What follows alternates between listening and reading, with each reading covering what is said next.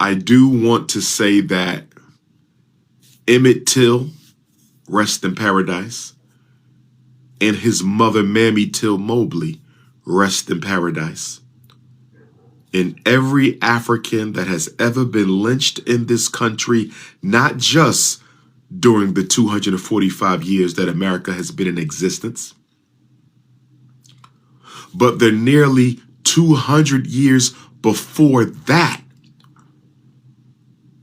when we had just had 13 colonies in territories that's almost 200 years of lynching right there. Thousands of Africans. We know there's about 10,000 documented lynchings. That doesn't even include the undocumented lynchings. And we know that Queen Mother Ida B. Wells, born in Mississippi, lived in Memphis, but ultimately relocated to Chicago. She did more to expose, uncover, and fight against lynch law than any African in the history of this country. I want to say Queen Mother Ida B. Wells, who's buried in Chicago, who lived in Chicago, who married the owner of the Chicago Defender, I believe, and bore his children. She did more to fight against the lynchings of African people more than any other leader in the history of the United States. So while we talk about the Emmett Till Anti-Lynching Act of 2022, while we talk about the Emmett Till Anti-Lynching Act of 2022, let us remember the Queen Mother. Let us remember Ida B. Wells. This is the culmination of her work. She was the first one and the main one to investigate, to chronicle, to report, and to fight for justice for those Africans who were lynched back during Reconstruction and since that time. So Ida B. Wells, you're with the ancestors at this time, and we say thank you, because this is really the culmination of Ida B. Wells's work, who was one of the first Africans to try to make lynching a federal offense in this country. Emmett Till, Mamie Till Mobley, we'll never forget them and what they went through. We'll never forget them and what they went through. All the thousands of black men lynched and castrated. The sister Mary Turner in Georgia, who had her baby cut out of her and was lynched after they lynched her husband. And we have thousands of stories. James Byrd, who was lynched, drugged to his death in Jasper, Texas. We have so many stories that we can talk about when we deal with this lynching. But I do want to say this. I was critical of the Congressional Black Caucus in my lives that I did on Saturday and Sunday, yesterday and the day before. And I don't take back anything I said. But credit has to be given where credit is due.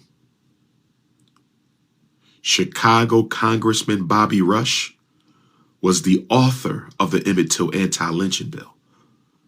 Chicago Congressman Bobby Rush was the author of the Emmett Till Anti-Lynching Bill. Chicago Congressman Bobby Rush was the author of the Emmett Till Anti-Lynching Bill.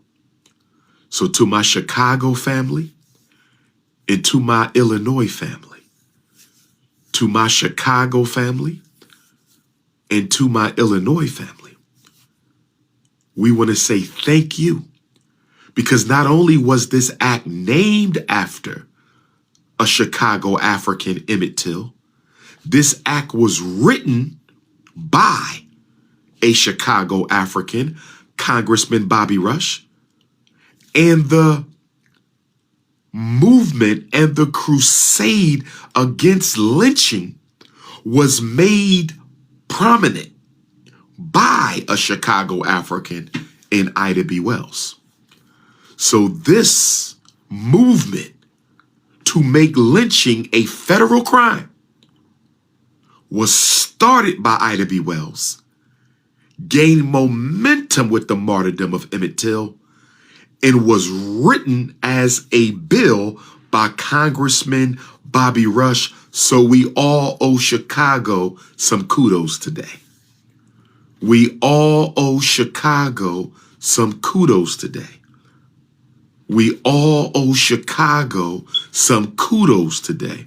And to my Chicago Africans, I know some of you take issue with Congressman Bobby Rush.